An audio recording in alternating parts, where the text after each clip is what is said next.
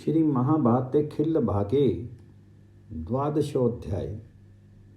धुंधुमार के वंश का वर्णन और गालव की उत्पत्ति। वैशंपायन जी कहते हैं, राजन, उन धुंधुमार के 3 पुत्र बच गए थे, जिसमें दीडाश्य सबसे बड़ा था और चंद्राश्य और कपिलाश्य 2 छोटे थे। धुंधुमार के दीडाश्य के हर्यश्य और हर्यश्य के निकुंभ नामक पुत्र हुआ, जो सदा क्षत्रिय धर्म में तत्पर रहता था। निकुंभ के संहताश्य नामक पुत्र हुआ, जो युद्ध की कला में निपुण था। राजन, सहंताश्य के अकृशाश्य और कृशाश्य नामक 2 पुत्र हुए।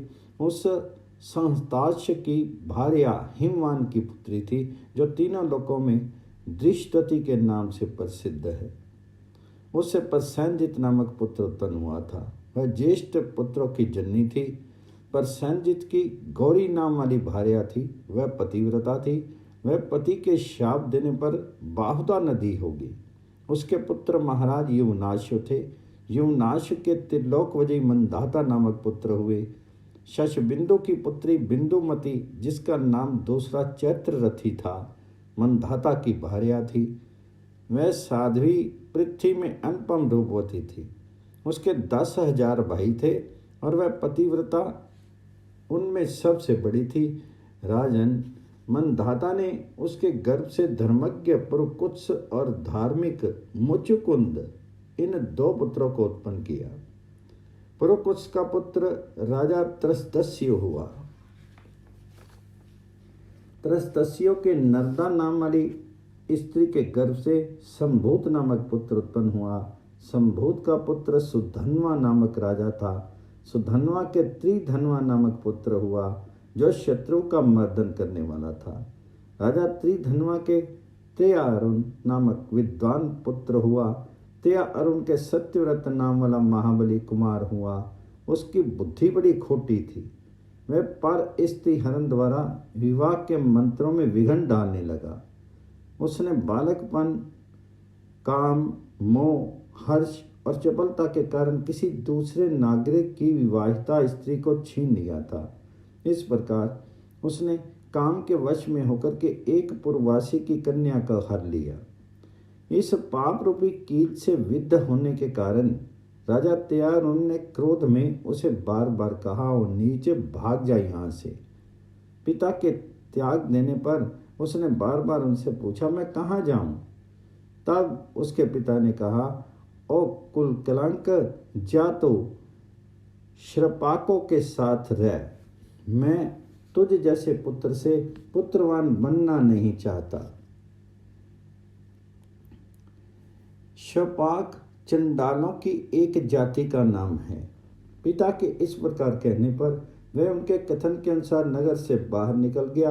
उस समय भगवान वशिष्ठ ऋषि ने भी उसके पिता को इस प्रकार कहने से नहीं रोका।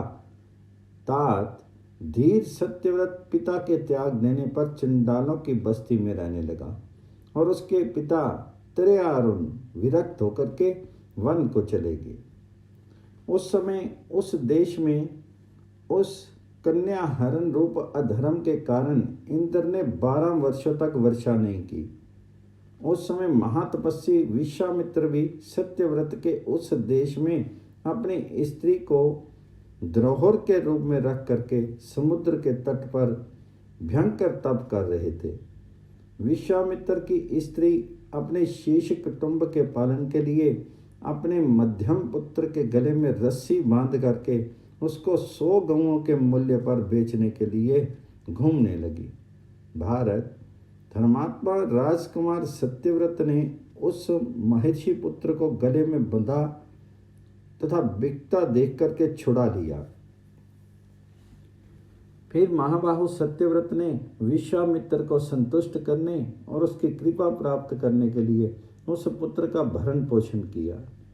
वह महातपस्वी गले में बंधन पड़ने के कारण गालव नाम से प्रसिद्ध हुआ। तात इस प्रकार उस वीर ने कुशिक वंशी महर्षि गालव को इस आपत्ति से मुक्त किया था। इस प्रकार श्री महाभारत खिल्ल भागे हरिवंश के अंतर्गत हरिवंश पर्व में गालव की उत्पत्ति विषयक 12वां अध्याय पूर्ण हुआ। 13 अध्याय में त्रिशंकु के चरित्र का वर्णन और उसके वंश में हरिश्चंद्र आदि का उत्पन्न होना। वैशंपायन जी कहते हैं, राजन, विश्वामित्र जी के प्रति श्रद्धा भक्ति, उसके असहाय कुटुंब के प्रति दया भाव तथा अपनी की हुई प्रतिज्ञा से प्रेरित होकर के सत्यव्रत विनय पूर्वक विश्वामित्र की स्त्री का पालन करने लगा। मैं ढूंढने से मिलने वाले कंद विशेष, वराही कंद तथा महिष कंद आदि जंगली कंद मूलों को काट करके उनका गुदा विश्वामित्र के आश्रम के पास के वृक्षों में बांध देता था। पिता राजा के वन चले जाने पर 12 वर्षों के लिए वह चुपचाप किसी को विदित ना हो इस प्रकार व्रत करने लगा। इधर पुरोताही और यजमानी के संबंध के कारण मुनि विशिष्ट अयोध्या की, राज्य की और रनिवास की रक्षा करने लगे। इधर सत्यव्रत अपनी मूर्खता या होनहार के कारण वशिष्ठ जी के ऊपर अधिक कुपित रहने लगा। मन तो मुनि विशिष्ट ने तो उनके पिता को उनके द्वारा अपने पुत्र के राज्य से निकाले जाते समय विशेष कारणवश ही नहीं रोका था। पाणी ग्रहण अर्थात विवाह के मंत्र सप्तपदी के पूर्ण होने पर पूर्ण हुए माने जाते हैं। इसके पहले स्त्री में कन्या तत्व ही रहता है। अतः विशिष्ट जी सत्यव्रत से 12 वर्षों तक कन्या हरण का प्रायश्चित कराना चाहते थे, परंतु वशिष्ठ जी के इस गूढ़ आशय को सत्यव्रत समझ नहीं सका। वशिष्ठ जी धर्म को जानते हैं तब भी मेरी रक्षा नहीं करते हैं, ये विचार करके सत्यव्रत अपने मन में उन पर कुपित रहने लगा। भगवान वशिष्ठ जी ने तो गुण बुद्धि से ऐसा किया था, परंतु सत्यव्रत उनके इस गुप्त अभिप्राय को समझ नहीं सका। उसके महात्मा पिता को सत्यव्रत के ऊपर जो असंतोष उत्पन्न हो गया, इस कारण इंद्र ने उसके राज्य में 12 वर्षों तक वर्षा नहीं की। यदि सत्यव्रत भूतल पर कठिनता से पूर्ण होने वाली इस दीक्षा को पूर्ण कर लेगा तो इसके कुल का उद्धार हो जाएगा। ये विचार करके भगवान वशिष्ठ ने उसके पिता द्वारा त्यागे गए सत्यव्रत को नहीं रोका था। उसका विचार था कि प्रायश्चित के अनंतर उसके पुत्र को ही मैं राज्य पर अभिषिक्त कर दूंगा। बलवान सत्यव्रत ने भी चुपचाप दीक्षा लेकर के 12 वर्ष तक इस महाव्रत को धारण किया। एक समय कंदमूल के गूदे के न रहने पर उस राजकुमार की दृष्टि सब कामनाओं को पूर्ण करने वाली महात्मा विशिष्ट की दुधार गौ के ऊपर पड़ी। राजकुमार सत्यव्रत ने उस गौ को क्रोध, मोह और काम के कारण तथा भूख से पीड़ा पाने के कारण 10 अनिष्ट धर्म अवस्थाओं को प्राप्त होने की दशा में मार डाला। वे 10 अवस्थाएं इस प्रकार हैं: मद, प्रमाद, उन्माद, श्रम, क्रोध, भूख, उतावली, भय, लोभ और काम। इस 10 दिशाओं में पड़े हुए मनुष्य पाप कर बैठते हैं।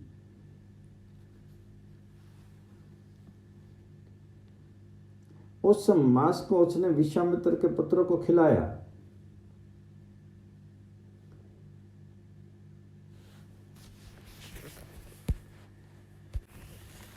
और अपने आप भी खाया।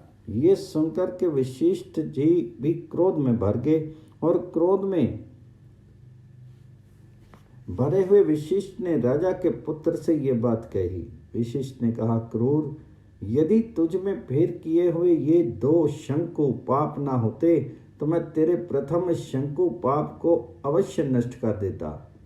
पिता को संतुष्ट ना रखने, गुरु की दूध देने वाली गौ की हत्या कर डालने और अप्रोक्षित मांस खाने से तुम्हारे द्वारा 3 प्रकार के पाप बन गए हैं।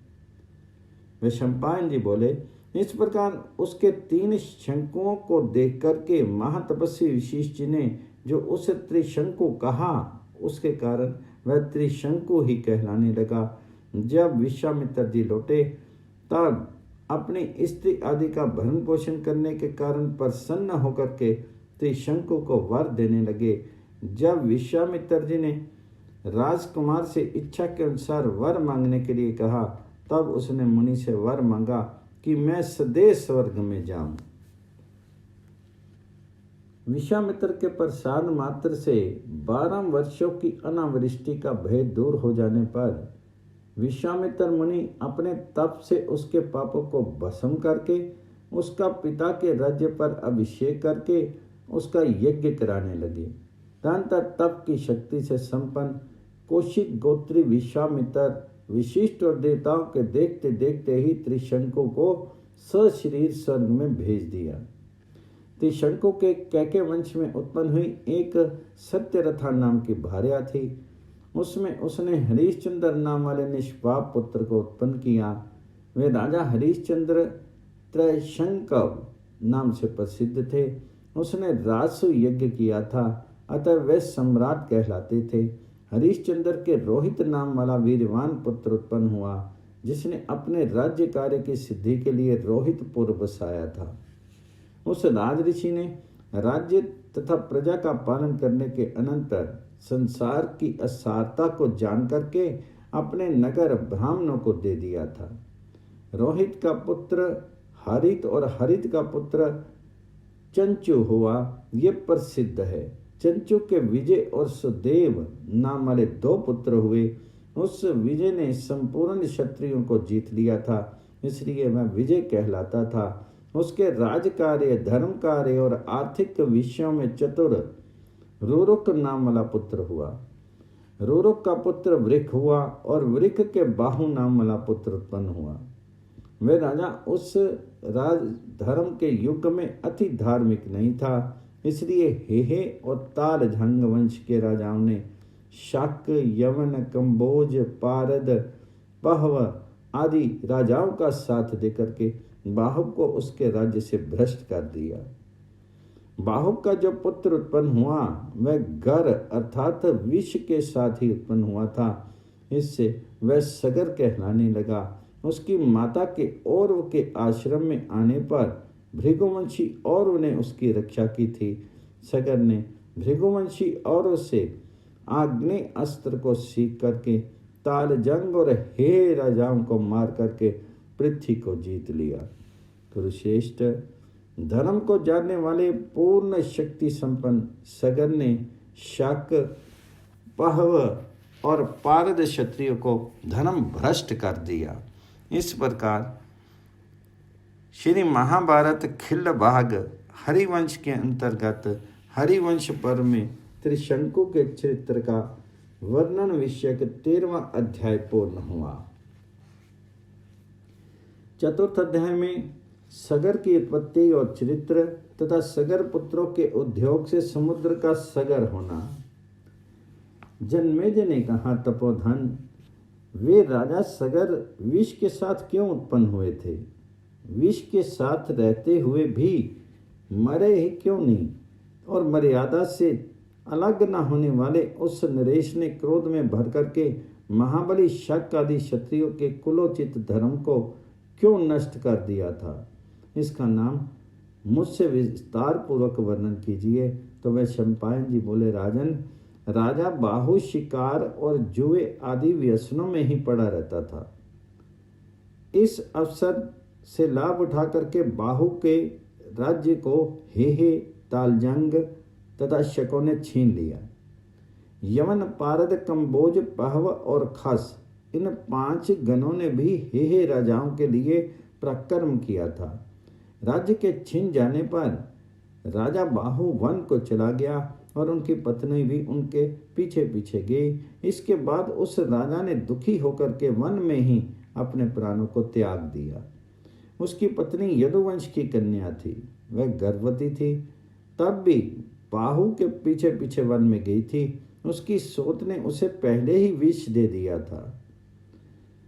जब वह स्वामी को की चिता बना करके उस पर चढ़ने लगी, उसी समय वन में विराजमान भृगुवंशी और ऋषि ने दया के कारण उसे रोका। तब उसने उसके आश्रम में ही विष अर्थात गर सहित गर्भ को, जो आगे चल करके सगर नामक महाबाहु राजा के रूप में प्रसिद्ध हुआ, उसको उत्पन्न किया। राजा सगर कभी धर्म से अलग नहीं हुए थे और उन्हें महामना सगर के जातक्रम आदि संस्कार करा करके उन्हें वेद और शास्त्र पढ़ाए, फिर अस्त्र विद्या सिखाई। उन्होंने सगर को देवताओं के लिए भी असह्य महाघोर आग्नेय अस्त्र दिया था। जब वे अस्त्र बल और शारीरिक बल से संपन्न हो गए, तब क्रोध में भर करके रुद्र जैसे शीघ्रता से पशुओं को संहार कर डालते हैं, उसी प्रकार उन्होंने हैहों का संहार कर डाला। इस प्रकार कीर्तिमानों में श्रेष्ठ उन वीर पुरुष ने संसार में अद्भुत कीर्ति पाई थी। इसके अनंतर उन्होंने शक, यवन, काम्बोज, पारद और पहलवों को भी निशेष सर्वथा नष्ट करने का निश्चय किया। जब वीर और महात्मा सगर उनका सर्वनाश करने लगे, तब वे शक, यवन आदि बुद्धिमान वशिष्ठ जी की शरण में गए और उनके पैरों में गिर पड़े। परम यशस्वी वशिष्ठ जी ने कुछ विशेष शर्तों पर उनको अभयदान दिया और सगर को उन्हें मारने से रोका। सगर ने अपनी प्रतिज्ञा और गुरु के वाक्य की ओर ध्यान देकर के उनके प्राण नहीं लिए, उनके धर्म को नष्ट कर दिया और उनका वेश बदल दिया।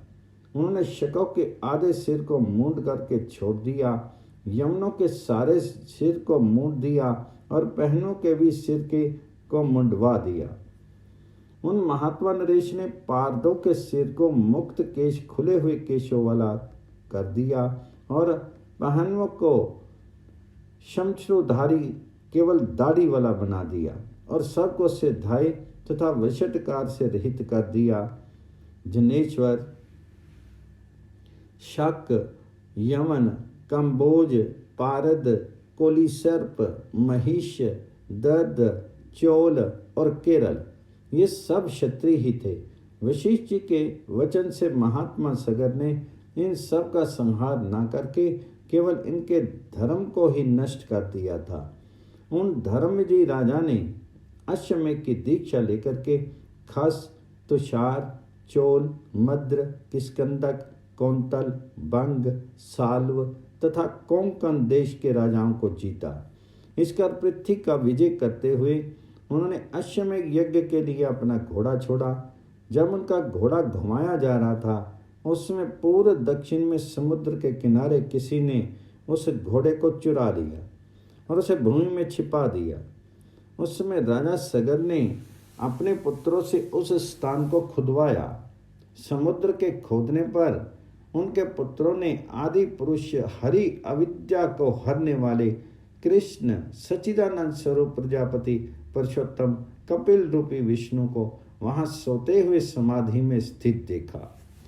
उनके योग निद्रा को त्यागने पर उनके नेत्र में से निकलते हुए तेज से वे सब राजकुमार भस्म हो गए। महाराज, केवल बहिर्केतु, सुकेतु, राजा धर्मरथ और वंश को चलाने वाला शूर पंचजन, ये 4 राजकुमार ही जीवित बच सके थे। उन्हें कपिल रूपी विभु हरि नारायण भगवान ने ये वरदान दिया कि इक्ष्वाकु का वंश अक्षय रहेगा और राजा सगर की कीर्ति कभी नष्ट नहीं होगी। समुद्र उनका पुत्र कहा जाएगा, अर्थात भविष्य में ये सागर नाम से प्रसिद्ध होगा और उन्हें अक्षय स्वर्गवास मिलेगा। कपिल जी ने अपने नेत्र के तेज से भस्म हुए सगर पुत्रों को भी अक्षय लोकों की प्राप्ति होने का वर दिया। उस समय समुद्र ने अर्घ्य लेकर के उस राजा सगर को प्रणाम किया और सगर के इस कर्म के कारण समुद्र का सागर नाम पड़ गया। उन्होंने अश्वमेध यज्ञ के घोड़े को भी समुद्र से प्राप्त किया। इस तरह उन महायशस्वी राजा ने 100 अश्वमेध यज्ञ किए थे, ऐसा सुना जाता है। इस महाराज के पुत्रों की संख्या 60,000 थी। इस प्रकार श्री महाभारत खिल्लभाग हरिवंश के अंतर्गत हरिवंश पर्व में सगर की उत्पत्ति का वर्णन निश्चक 14वां अध्याय पूर्ण हुआ।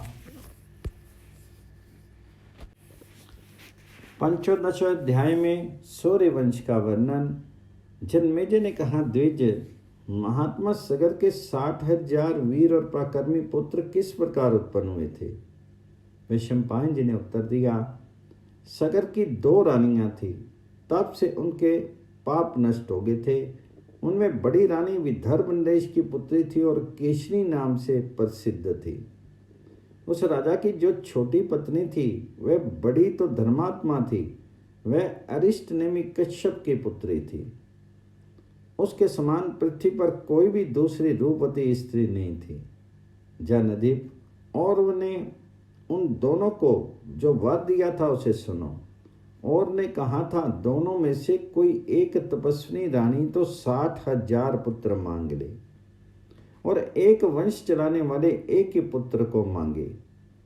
अब जिसे जो वर अच्छा लगता हो वह उस वर को मांग ले।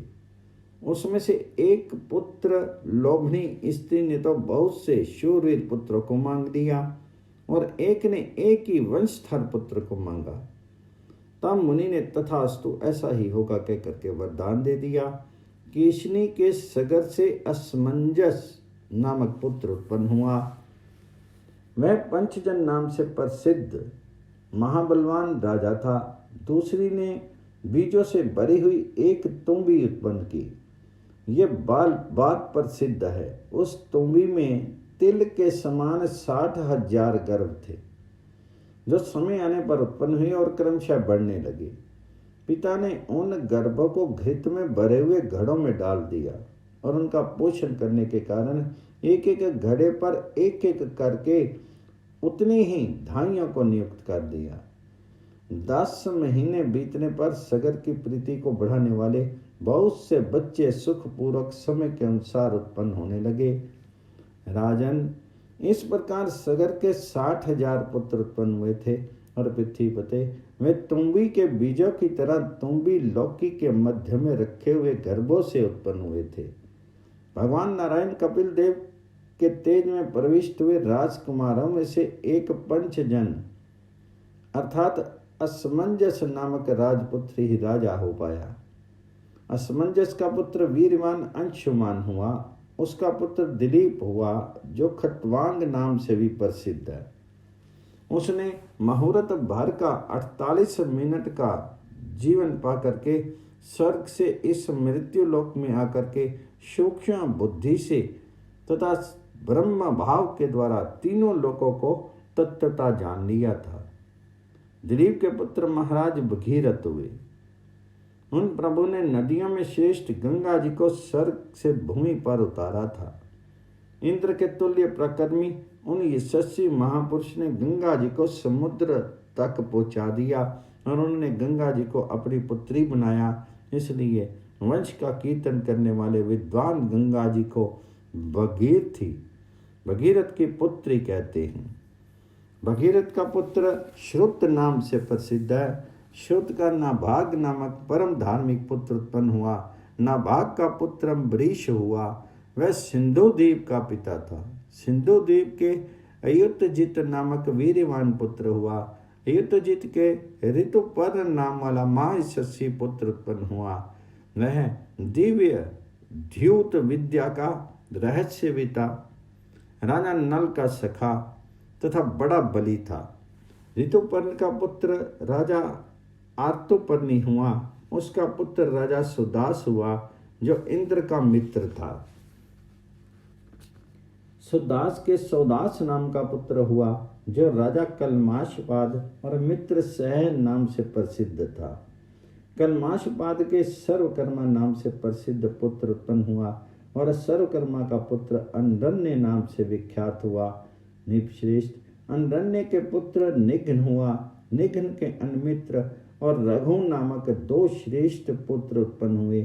अनमित्र के दुलिदोह नाम वाला धर्मात्मा और विद्वान पुत्र उत्पन्न हुआ। दुलिदह के पुत्र दिलीप हुए, जो श्री रामचंद्र जी के वृद्ध प्रपिता में थे। दिलीप के रघु नामक महाबाहु पुत्र उत्पन्न हुए। ये रघु अयोध्या में महाबली सम्राट हुए। रघु से आज उत्पन्न हुए। आज से दशरथ हुए। तथा दशरथ से धर्मात्मा एवं महायशस्वी श्री रामचंद्र जी प्रकट हुए। श्री राम के कुश नाम से प्रसिद्ध पुत्र उत्पन्न हुआ। कुश के अतिथि नामक पुत्र हुआ। अतिथि के पुत्र का नाम निषद था। निषद का पुत्र नल, नल का पुत्र नभ, नभ का पुत्र पुंडरीक और पुंडरीक का पुत्र क्षेमधन्वा हुआ। क्षेमधन्वा का पुत्र प्रतापी देवानिक हुआ। देवानिक के अहिनगु नामक प्रभावशाली पुत्र उत्पन्न हुआ। अहिनगु का पुत्र राजा सुधन्वा हुआ और सुधन्वा का पुत्र अनल नामक राजा हुआ। अनल के उक्त नामक धर्मात्मा पुत्र उत्पन्न हुआ और उस महात्मा उक्त के पुत्र का नाम वज्रनाभ हुआ। वज्रनाभ के शंखु नामक विद्वान पुत्र उत्पन्न हुआ, जो व्यूषिताश्व के नाम से भी प्रसिद्ध है। शंख का पुत्र पुष्प और पुष्प का पुत्र विद्वान अर्थसिद्ध था। अर्थसिद्ध का पुत्र सुदर्शन, सुदर्शन से अग्निवर्ण, अग्निवर्ण का पुत्र शीघ्र और शीघ्र के मरु नाम का पुत्र हुआ। मरु योग का आश्रय लेकर के कलाप द्वीप में रहने लगा। परम प्रसिद्ध मरु के पुत्र राजा बृहद्वल हुए। भरत शर्ब। पुराण में नल नाम से दो ही राजा प्रसिद्ध हैं, एक वीर सेन पुत्र नल और दूसरा इक्ष्वाकु कुल उत्पन्न निषद पुत्र नल। विवस्वान अर्थात सूर्य के वंश में ये परम तेजस्वी राजा उत्पन्न हुए हैं। यहाँ इक्ष्वाकु वंश में उत्पन्न हुए मुख्य मुख्य राजाओं का वर्णन किया गया है। जो मनुष्य अदिति नंदन भगवान सूर्य की तथा प्रजाओं के पोषक देवता श्राद्ध देव की इस सृष्टि परंपरा का भली भांति पाठ करता है, वह संतानवान होता है और निष्पाप रजगुण रहित एवं दीर्घायु होकर के अंत में भगवान सूर्य का सायुज्य प्राप्त कर लेता है। इस प्रकार श्री महाभारत खिल्ल भाग हरिवंश के अंतर्गत हरिवंश पर्व में सूर्य वंश का वर्णन विषयक 15वां अध्याय पूर्ण हुआ।